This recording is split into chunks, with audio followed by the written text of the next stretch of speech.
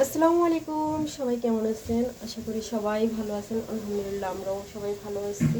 আর আজকে উঠতে আমাদের অনেক দেরি হয়ে গেছে, মানে বলা যায় যে দুপুরবেলায় ঘুম থেকে উঠছি, কারণ রাতের বেলা আমি ঘুমাইতে পারি না। যেদিন আমার ঘুমের ট্রাবল হয় ওই দিন আমার সকালবেলা ঘুমাইয়ে ঘুম কমপ্লিট করতে হয়। আর রাতে ঘুমাইতে পারি না কারণ রাতে কালকে একটু ঠান্ডা বেশি পড়ছে, যে ফ্যান বন্ধ করে দিয়েছিলাম। আর আমার ফ্যানে একটা সাউন্ড করে, সেটা হচ্ছে যে গাট গাট গাট গাট একটা সাউন্ড করে। কালকে ওই সাউন্ডটা মিস করতেছিলাম। রাতে ঘুমাইছি ঠিক, কিন্তু মনে হচ্ছে যে কিছু একটা নাই, কিছু একটা নাই। যখন আবার 3টা 4টা বাজে উঠছি, উঠে যখন ফ্যান ছাড়ছি, ফ্যান ছাড়ার পরে তখন মনে হয় যে না, সব কিছু ঠিকঠাক আছে। এরপরে ঘুমাইছি, তো এক ঘুমে একদম দুপুর হয়ে গেছে। তো আজকে জুম্মাবার যেহেতু, তো আজকে বাসায় একটু অন্যরকম খাবার রান্না করব, খিচুড়ি আর গরুর মাংস রান্না করব। তো চুলায় পাতিল দিয়ে তেল গরম করে নিতেছি, তারপর বাকি মশলাগুলো দিব। তো এখন দিয়ে দিব পেঁয়াজ, তারপরে এখানে গরম মশলা, এলাচি এগুলো আছে, এগুলো দিয়ে দেওয়ার পর বাটা মশলাগুলো দিব। বলো। পাশে কিন্তু উনি একা নাই, আমিও আছি। হ্যাঁ, আমার হাজব্যান্ড আমার অ্যাসিস্ট্যান্ট হিসেবে আছে, আমাকে সহযোগিতা করার জন্য। আজকে যেহেতু শুক্রবার, সে বাসায় আছে। আর আজকে যে দেরি হয়েছে, সব দিক দিয়ে দেরি হয়েছে, তো এখন আস্তে আস্তে রসুন, আদা এগুলো দিয়ে দিব। আর খিচুড়িতে রসুন কম হলেও সমস্যা নেই, মাংস দিলে তো কম হয়েছিল। পেঁয়াজটা একদম ব্যবস্থা হয়ে গেছে।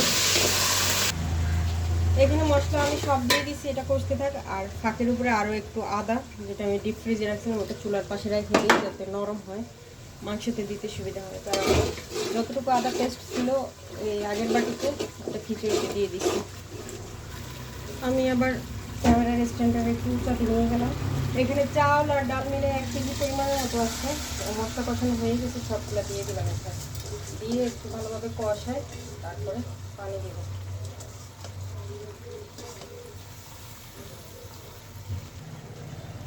এখন একটু ভালোভাবে মিক্স করে নিয়ে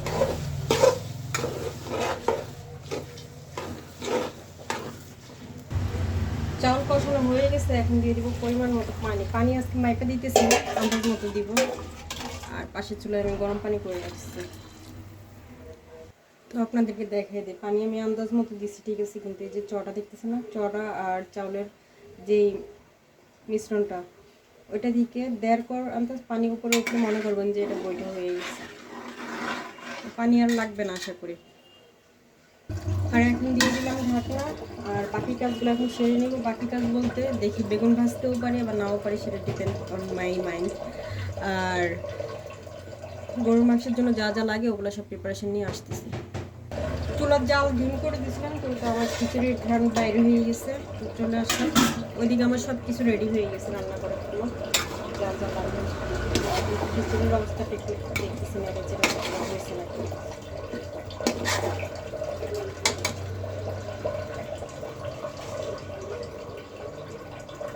আর একটু হবে, একটুখানি মাইস আছে, 5-10 মিনিটের মতো জাল ধিম করে রাখলে হয়ে যাবে।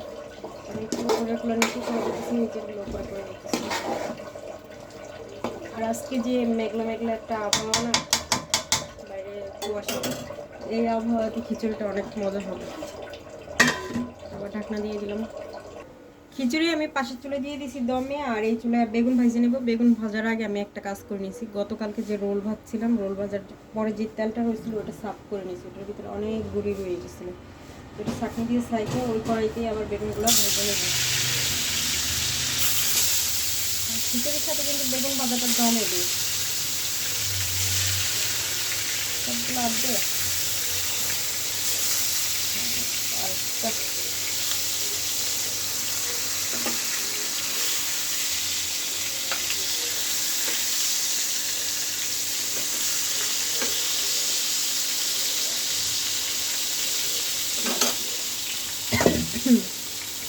হালকা একটু পানি ছিটা দিয়ে দিচ্ছি, এটা তো আগের ভিডিওতেও দেখছেন। এখন ঢাকা দিয়ে দিতেছি। আর আপনাদেরকে আরেকটা কথা জানাই দিই যে আমার হাজব্যান্ড আসি ফুটেজ খাইল না, যে সে আমাকে অ্যাসিস্ট করতেছে, সে এখন বাইরে কাজ করতেছে, আমি একা একা রান্না করতেছি।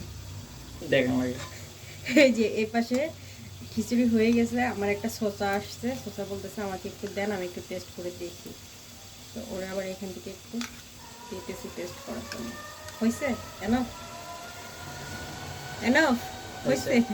আচ্ছা যাও। হ্যাঁ খিচুড়ি ওই চুলায় হয়ে গেছে, আমি দেখিয়ে দিই, কারণ ক্যামেরা নিচে করা যাইতেছে না, আমি হাতে নিয়ে দেখিয়ে দিই।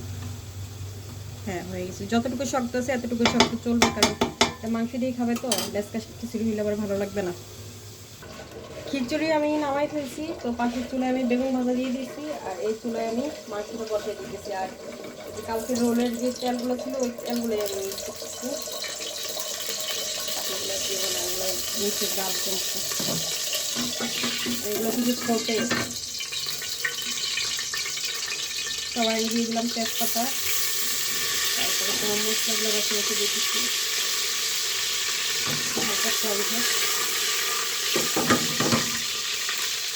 এবার বাকি মশলাগুলো দিয়ে দেবো।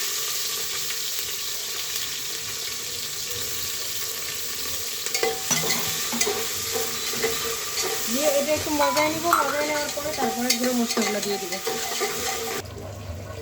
এখানে আমি গুঁড়ো মশলা সব দিয়ে নিয়েছি, মরিচ, লবণ, হলুদ, জিরা আর কি দিচ্ছি, হ্যাঁ এগুলো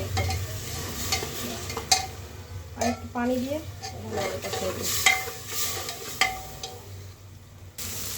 প্রেসার কুকারে মশলা কষানো হয়ে গেছে। এখন দিয়ে দিব মাংস। মাংস আমি আগে থেকে ভিজিয়ে রাখছিলাম।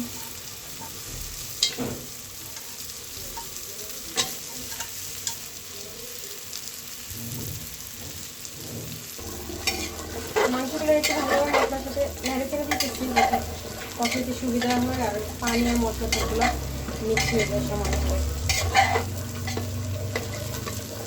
নাড়াচাড়া শেষ, এখন এটার উপরে দিয়ে দিব ঢাকা। ঢাকা আমি লাগাবো না, শুধুমাত্র কষানোর জন্য, তাড়াতাড়ি কষানোর জন্য।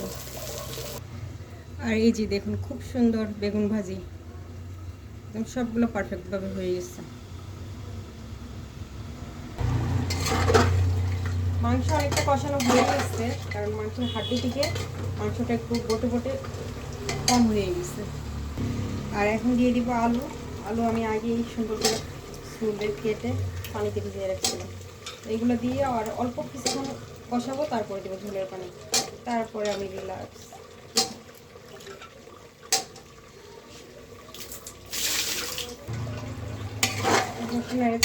মিক্স করে দিতেছি। আমার কাছে মাংস রান্না খুবই সহজ, মাছের থেকে মাংস রান্না করতে একদম ইজি। গরম লাগিয়ে দেবেন, কেন জানি আমার জিনিসপত্র ধরতে গেলে শুধু গরম লাগে, একবার তেলে একবার গরম ডেকচিতে, সবগুলো অবলম্বন করতে হবে।